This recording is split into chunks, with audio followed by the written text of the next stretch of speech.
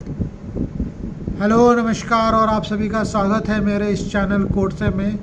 और आज उसी सिलसिले को आगे बढ़ाते हुए जहाँ पे हम कुछ इम्पोर्टेंट एमसीओसी कानून से जुड़े हुए कुछ जजमेंट के बारे में चर्चा करते हैं, या मैं अपनी तरफ से उसे एनालिसिस करने की या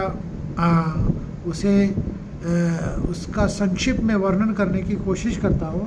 तो उसी सिलसिले में आज का जो जजमेंट है वो अपने आप में लैंडमार्क है, और जो कॉज टाइटल है वो Ranjit Brahmjit Sharma versus state of Maharashtra.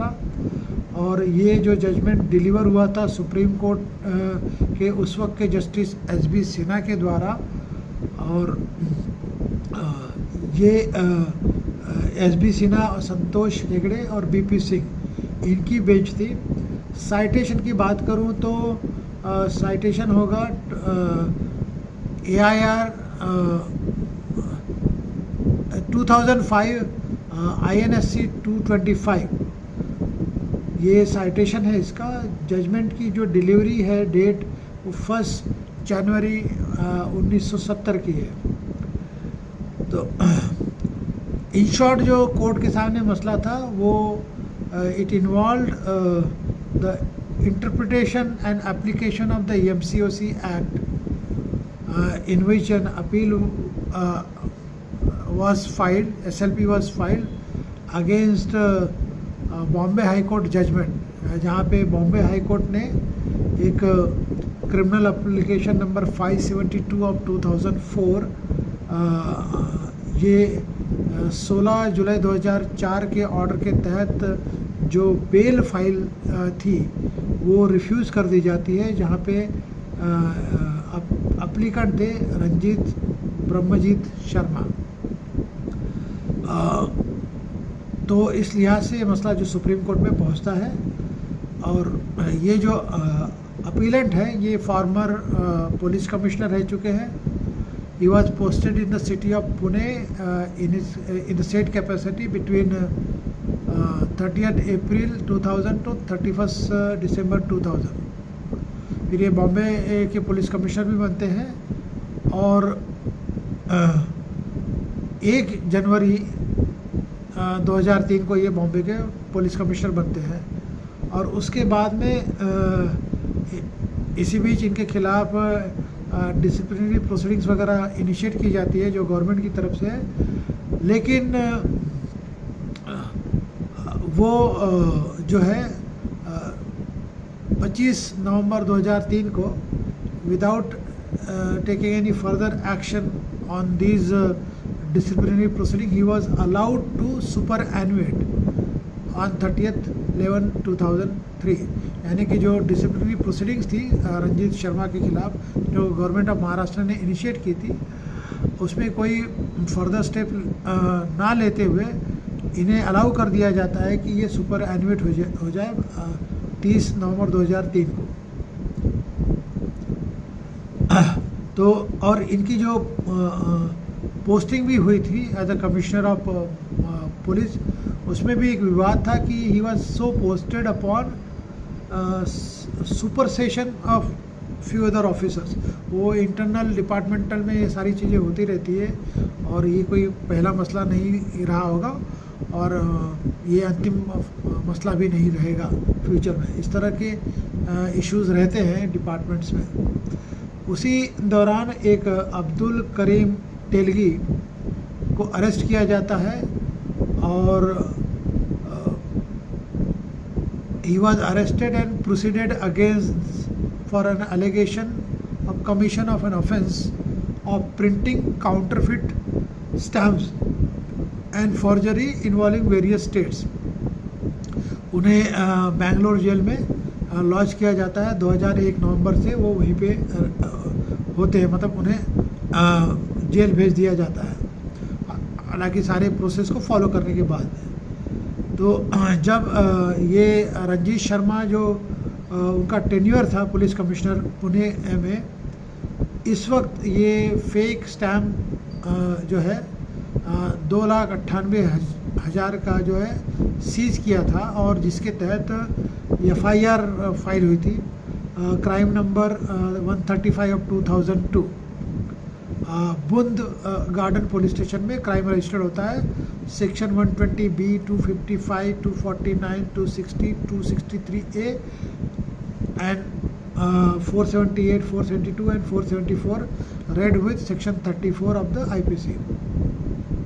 और इस ऑफेंस को इन्वेस्टिगेट किया था one mister Deshmukh, but having regard to the magnitude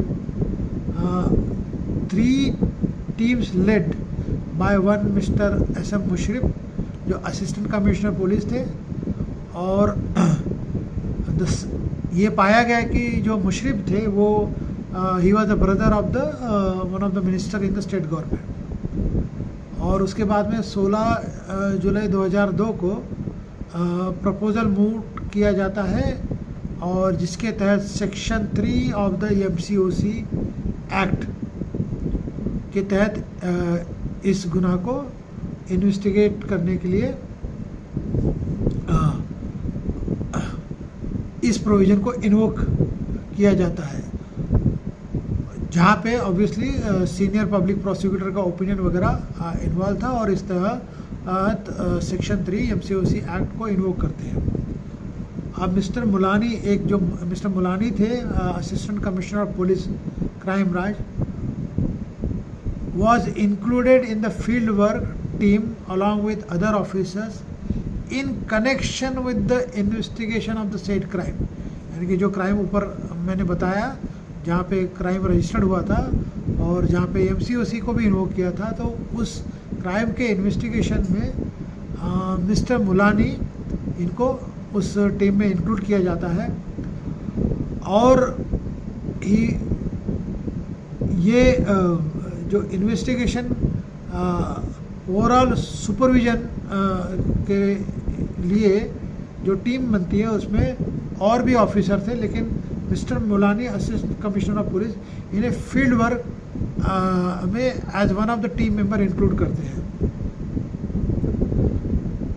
लेकिन ओवरऑल सुपरविज़न जो था वो एक mister Mahesh Gauri joint police commissioner इनके निगरानी के अंदर था।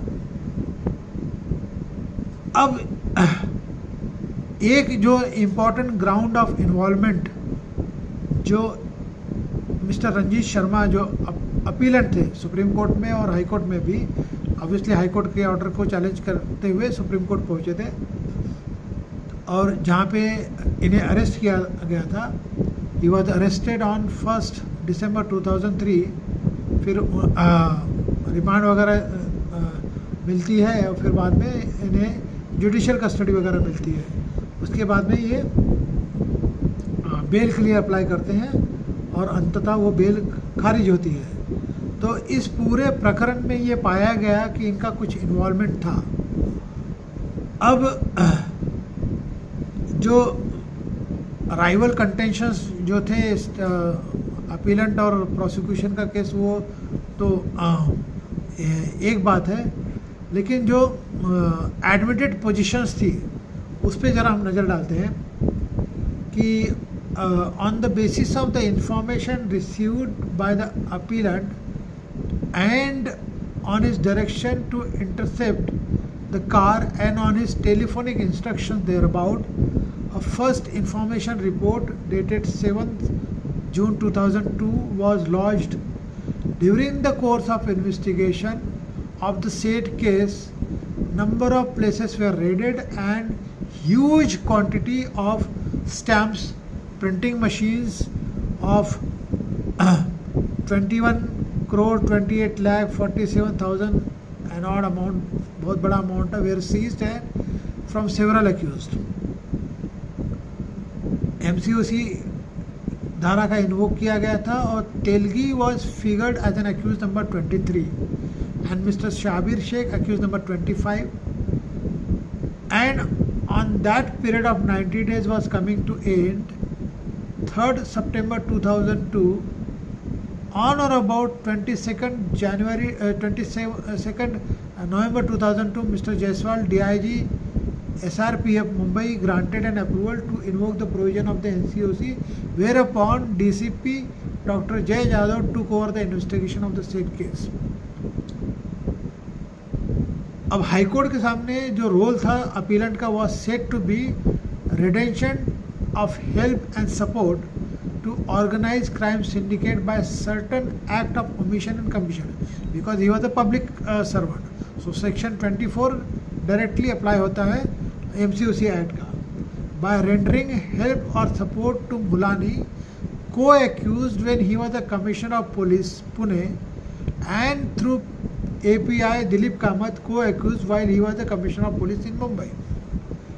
The allegation against the appellant was the applicant knew the adverse antecedents of the Mulani since 1996. और प्रोसिक्यूशन ने ये रिलाई किया था कई सारे डॉक्यूमेंट में on the following circumstances and the sequence of events in support of their case against the applicant. अब जो सीक्वेंस ऑफ इवेंट्स है जो प्रोसिक्यूशन ने रिलाई किया था वो ये: a complaint about corruption was received in respect of Mulani on 14 September 1995, who was then Senior Inspector of Police, Dongri Police Station, Mumbai. A copy of this complaint was also received by the applicant, that is Mr. Sharma, who was then working as a Joint Commissioner of Police, Mumbai, and it bears his own signature. This said complaint was forwarded by the applicant to the Anti-Corruption Bureau, Mumbai. तो जो corruption related allegations थे जिस पे complaint हुई थी, वो complaint खुद जो मिस्टर शर्मा थे उन्होंने इन मुलानी के खिलाफ जो कंप्लेंट रिसीव की थी उसे फॉरवर्ड किया था एंटी करप्शन ब्यूरो को.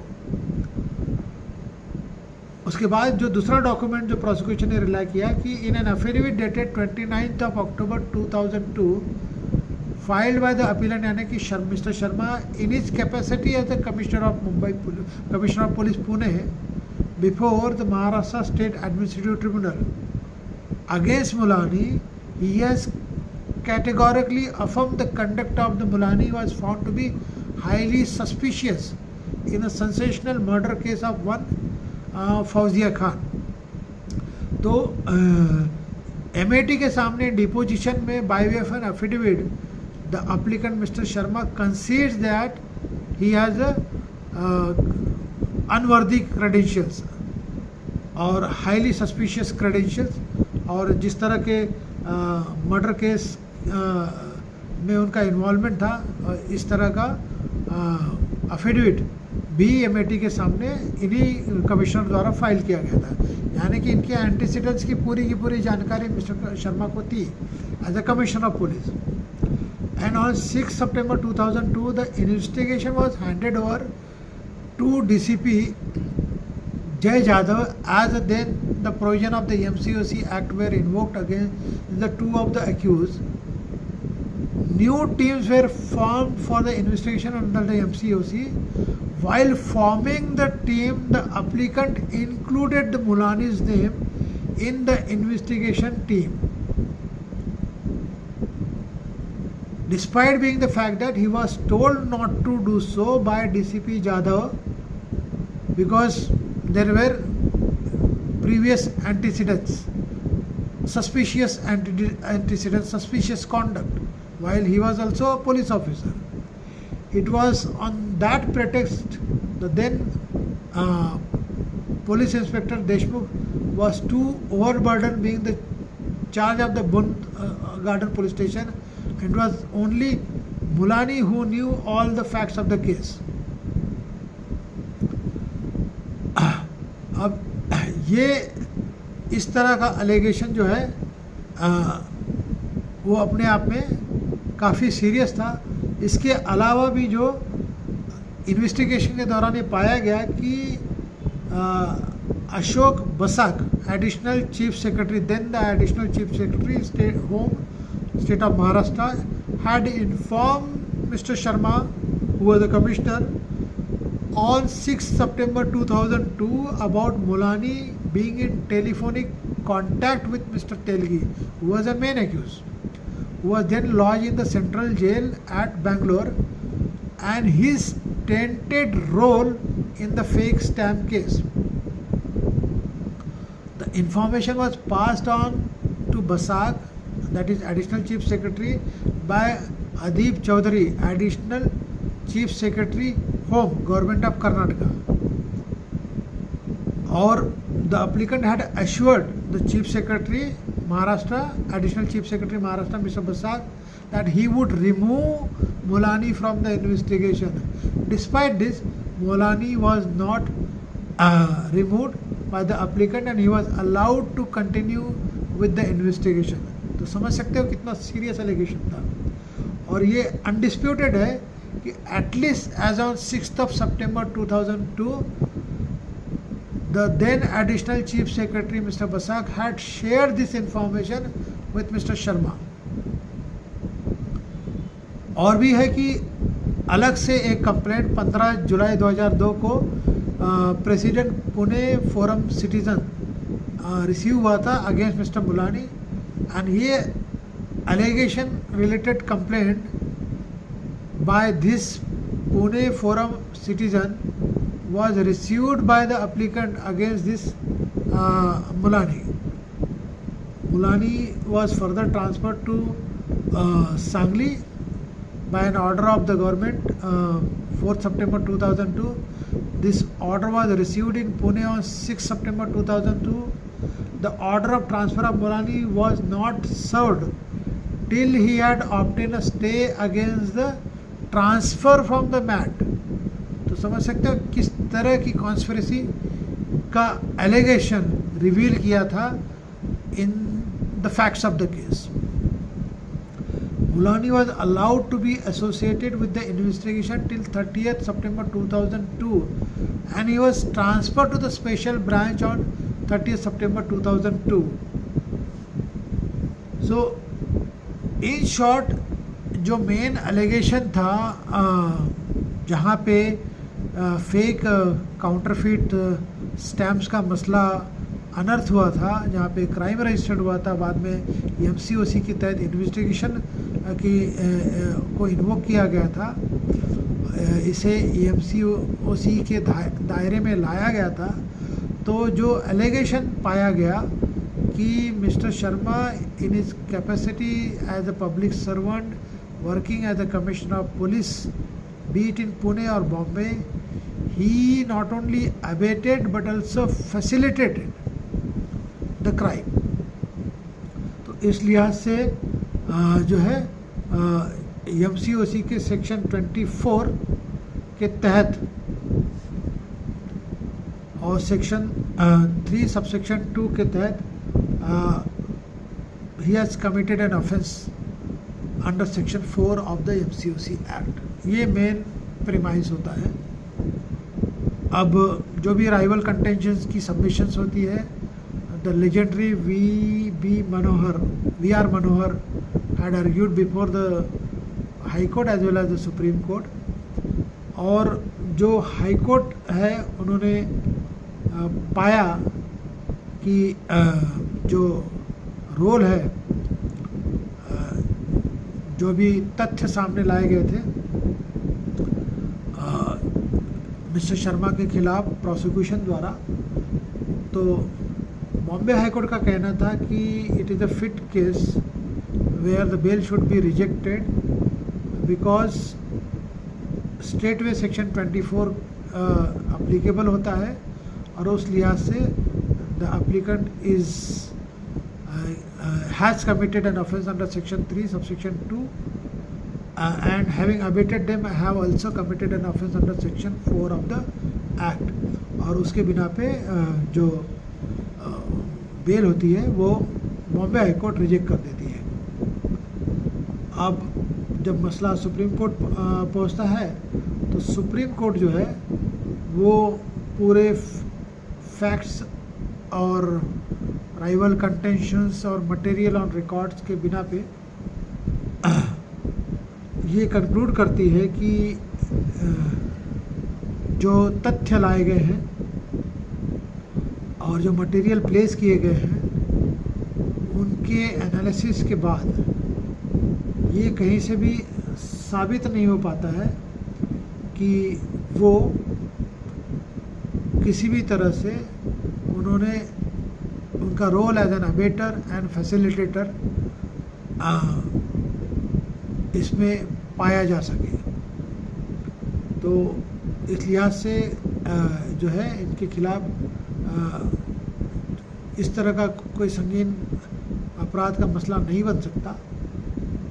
और